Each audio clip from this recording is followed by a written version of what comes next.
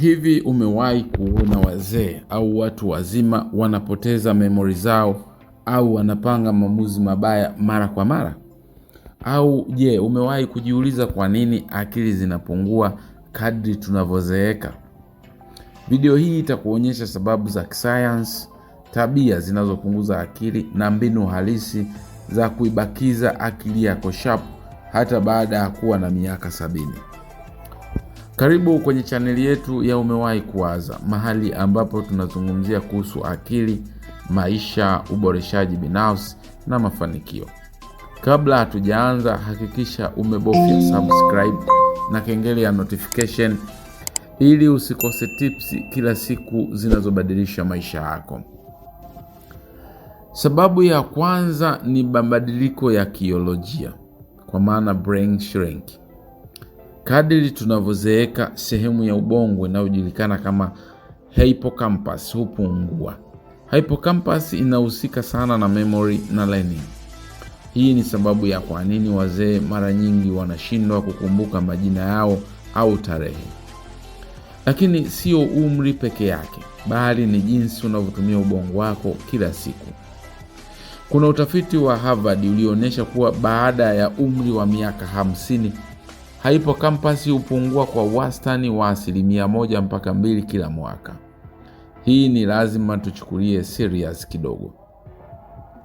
Lakini pili ni lifestyle habits, kwa maana tabia za kila siku. Usiwe na tabia mbaya kama usingizi wa chini ya masaa 6.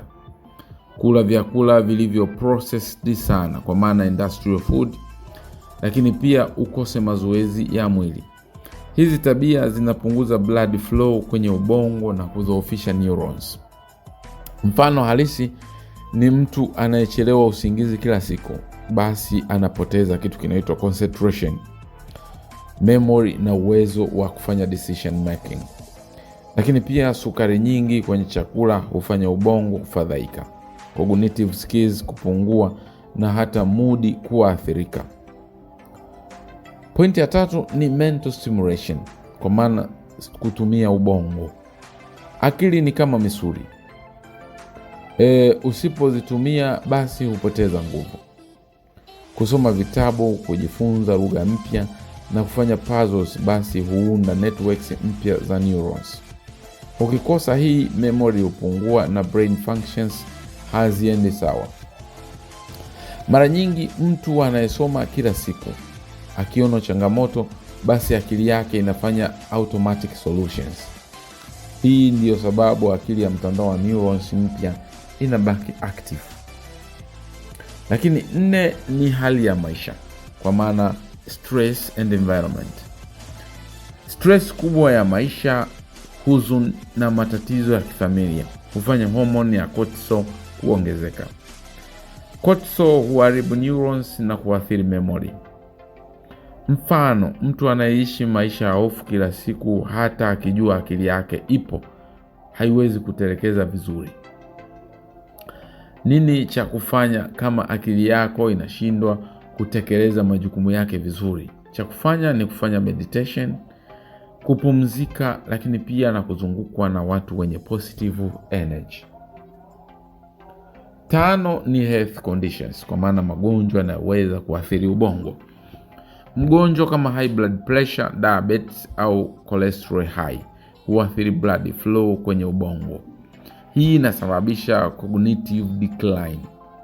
Kuna utafiti unaoonyesha kuwa watu wenye blood pressure ya juu mara nyingi wana memory decline mapema kuliko watu wenye pressure ambayo iko normal. Sasa nini ufanye?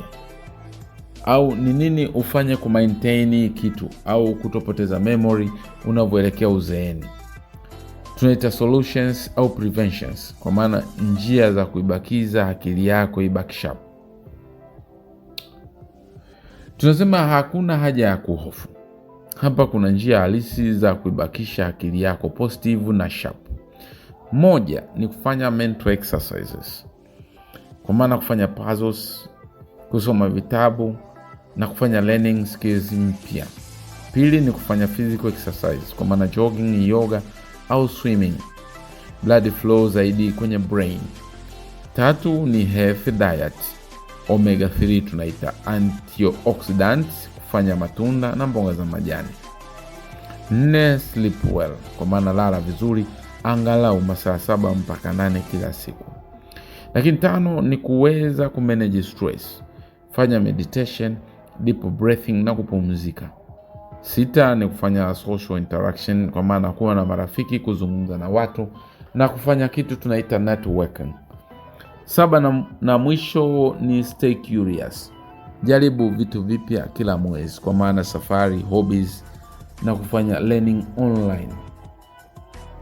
Sasa unajua sababu kuu kwa nini watu wanapoteza akili kadiri wanavyozeeka, na pia umejua njia rahisi za kuibakiza akili yako sharp.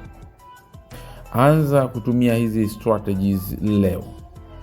Komenti hapa chini ni hatua gani unayoanza leo kuilinda akili yako.